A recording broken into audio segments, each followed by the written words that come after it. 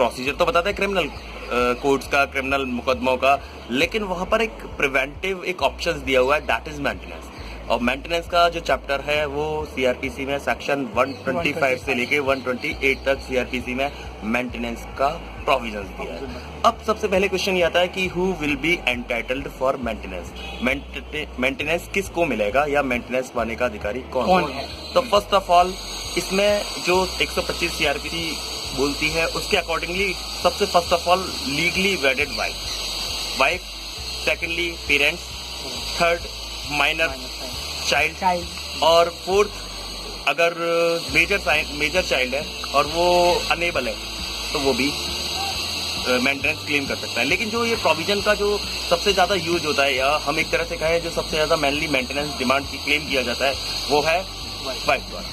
तो वाइफ, कौन सी wife claim कर सकती है? तो इसके लिए 125 स्पेसिफिकली बोलता है कि लीगली वेडेड वाइफ, यानी महिला को ये सिद्ध करना पड़ेगा कि वो उससे लीगली विधिक रूप से विवाहिता पत्नी है, यानी विवाह हुआ है। बिल्कुल बिल्कुल। कुछ चेंजिंग भी है जिसके अंदर लिविंग रिलेशनशिप में रहने वाले भी वो चेंज है, लेकिन हाँ पा सकते हैं, लेकिन उसका बड़ा इस पर दोनों तरह के व्यूज हैं। Legally वेडेड wife is also an essential condition for getting maintenance under 125 CrPC.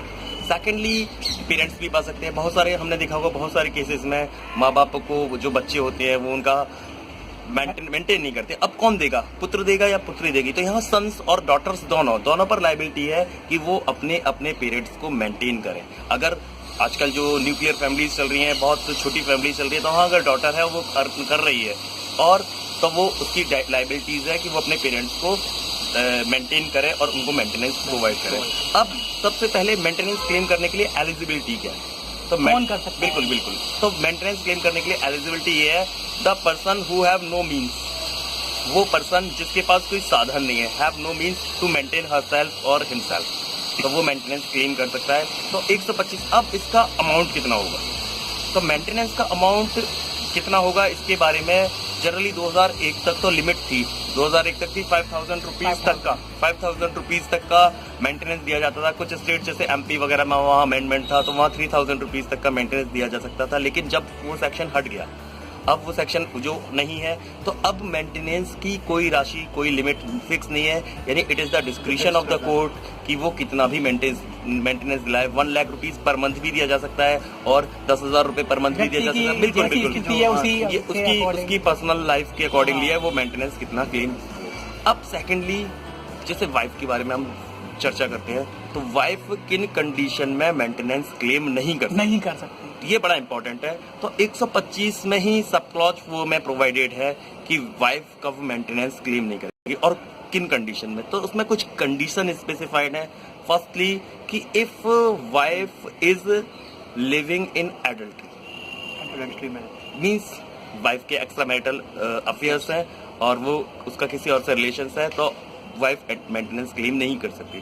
Secondly if both parties मतलब दोनों जो पार्टीज हैं वो म्यूचुअली सेपरेट हुए, यानी कंसेंट से सेपरेट हुए, उस कंडीशन में भी वाइफ मेंटेनेंस क्लेम नहीं कर सकती।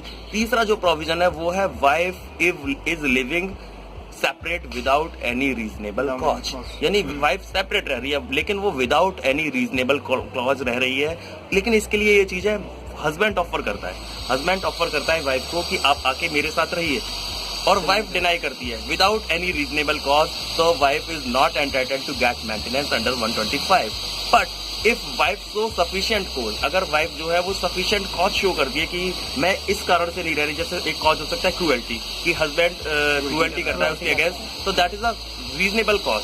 वो एक बोलती है कि मेरे अगेंस्ट वो क्रूएल्टी करता है इसलिए मैं साथ नहीं रह रही, then she is entitled to get maintenance, तब वो मेंटेनेंस पाने की अधिकारी थी। जैसे कई लोग कहते हैं कि वाइफ से मेंटेनेंस ले सकता है क्या पति?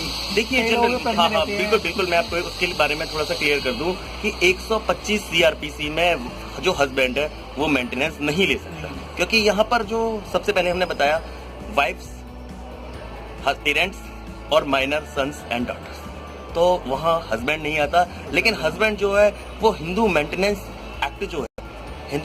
एक्ट है 1955 या 56 का, तो वहाँ मेंटेनेंस क्लेम कर सकता है, क्योंकि वहाँ अगर वाइफ अर्न कर रही है और हस्बैंड का सोर्स ऑफ लिविंग या सोर्स ऑफ लिवलीहुड नहीं है, तो वहाँ पर वाइफ से हस्बैंड क्लेम कर सकता है, लेकिन 125 सीआरपीसी में क्लेम नहीं कर सकता। अब आगे इसका प्रोसीजर क्या है? तो इसका प्रोसीजर है 125 की एप्लीकेशन लगती है जुडिशियल मजिस्ट्रेट फर्स्ट क्लास के यहाँ, और जिन सिटीज में फैमिली कोर्ट इस्टेब्लिश हो गई है वहाँ पर फैमिली कोर्ट में, तो वो एप्लीकेशन लगेगी। वाइफ को शो करना पड़ेगा कि that she has no means of income. अगर पेरेंट्स है तो उनको शो करना पड़ेगा कि उनको मेंटेनेंस का कोई साधन नहीं है, और वो जिससे क्लेम कर रहे हैं she has sufficient means of income, उसके पास पर्याप्त साधन है। तो वहाँ जो कोर्ट है वो अपोजिट पार्टी को नोटिस देगी और दोनों पार्टी को सुनने के बाद मेंटेनेंस डिसाइड करेगी। एक और चीज है, अब नया प्रोविजन आ गया इंटरिम मेंटेनेंस का। तो मीनवाइल क्योंकि मेंटेनेंस के हम केस डालते हैं, उनको तय होने में सालों लग जाते हैं, उस दौरान उसको क्या मिले, या वाइफ है या पेरेंट्स है उनको क्या मिले, तो उसके बिल्कुल तो उसके लिए इंटरिम मेंटेनेंस का भी प्रोविजन है। और इंटरिम मेंटेनेंस का जो प्रार्थना पत्र न्यायालय में प्रस्तुत किया जाएगा उसके 30 डेज के अंदर उसका डिस्पोजल होना भी अनिवार्य है। ये एक मैंडेटरी प्रोविजन है कि अगर एप्लीकेशन इंटरिम मेंटेनेंस की आई है तो उसको कोर्ट को with in 30 days dispose of करना होगा, और जो वाइफ है या पेरेंट्स है जैसा भी केस हो उनको मेंटेनेंस प्रोवाइड कराना होगा। सेकेंडली, अगर अपोजिट पार्टी या जो विपक्षी है वो नोटिस मिलने के बाद भी कोर्ट में नहीं आता है तो कोर्ट एक्स पार्टी मेंटेनेंस की रिलीफ ग्रांट कर सकती है। बाद में अगर जो अपोजिट पार्टी है या विपक्षी है उसे पता चलता है कि वो उसके खिलाफ ऐसा ऑर्डर हो गया है तो वो उस ऑर्डर को सेटिस्फाइड करा सकता है इस आधार पर कि उसको सफिशिएंट नॉलेज नहीं। बिल्कुल। 127 सेक्शन और है, दैट इज आल्सो इम्पोर्टेंट। वो है अल्टरनेट, मीन्स जो मेंटेनेंस ऑर्डर हुआ है ओरिजिनल मेंटेनेंस ऑर्डर अगर सर्कमस्टेंसेस में चेंज हो जाए, परिस्थितियां परिवर्तित हो जाए, तो उस मेंटेनेंस के ऑर्डर को कोर्ट चेंज कर सकती है। अब चेंज का मतलब है, सपोज करिए ओरिजिनल ऑर्डर था 10,000 रुपीज पर मंथ अवार्ड करने का, उस समय जो हस्बैंड था वो जॉब में था, वो 40,000 रुपये महीना कमा रहा था, ठीक है। अब अगर दो केस होते हैं, एक तो उसका इंक्रीमेंट मिल गया, उसको इंक्रीमेंट लग गया, बिल्कुल उसकी जॉब हो गई, तो उस समय 40,000 थी, अब वो 1 लाख कमा रहा है, और सर्कमस्टेंसेस चेंज हो गई, वाइफ के भी खर्चे बढ़ गए, बच्चे बड़े हो गए, तो वहां पर वो इनहांसमेंट क्लेम कर सकती है।